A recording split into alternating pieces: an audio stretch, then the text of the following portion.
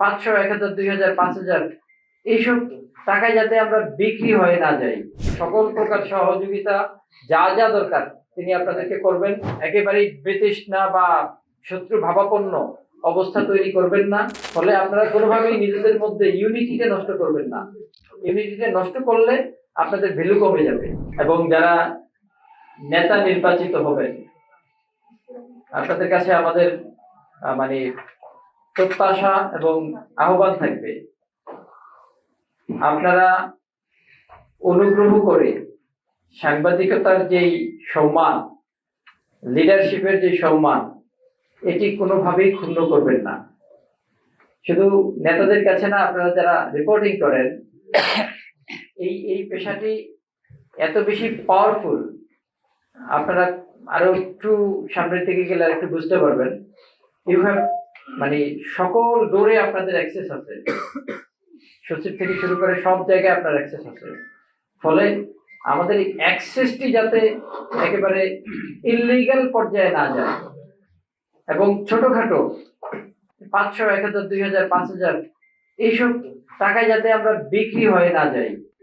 আমাদের যে সম্মান, ধরেন আপনি যদি সোহেল ভাইয়ের কথা বলেন, নোবডি ক্যান সে যে সে কোথায় থেকে একটি টাকা চাঁদাবাজি করেছে।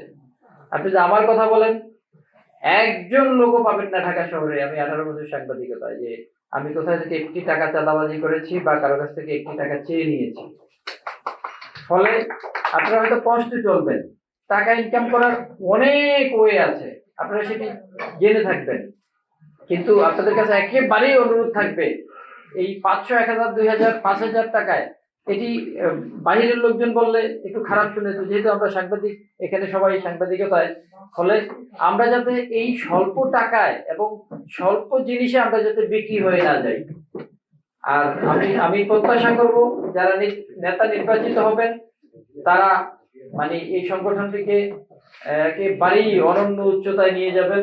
আপনারা একসময় ঢাকা রিপোর্টার্স ইউনিটি থেকেও বড় হয়ে যাবেন, সেটি আমরা প্রত্যাশা করবো। আমরা কোনোভাবেই জেলাস ফিল করবো না। আপনারা সোহেল ভাইয়ের কাছে আসবেন, সকল প্রকার সহযোগিতা যা যা দরকার তিনি আপনাদেরকে করবেন। নতুন প্রতি আবারও অভিনন্দন, শুভেচ্ছা। একই সাথে যারা মানে হেরেছেন অলরেডি রেজাল্ট শিটে, এটি কোনোভাবেই হারা না, মন খারাপের কোনো কারণ নাই। নিজেদের মধ্যে কোনো প্রকার মানে একেবারেই বিতৃষ্ণা বা শত্রু ভাবাপন্ন অবস্থা তৈরি করবেন না। কারণ হচ্ছে এটি শেষ নয়, আপনাদের পুরো জীবন ফাঁকা রয়েছে। আজকে যিনি সভাপতি হন নাই, তিনি আগামী বছর হবেন না, এর তো কোনো 1 বছরই তো।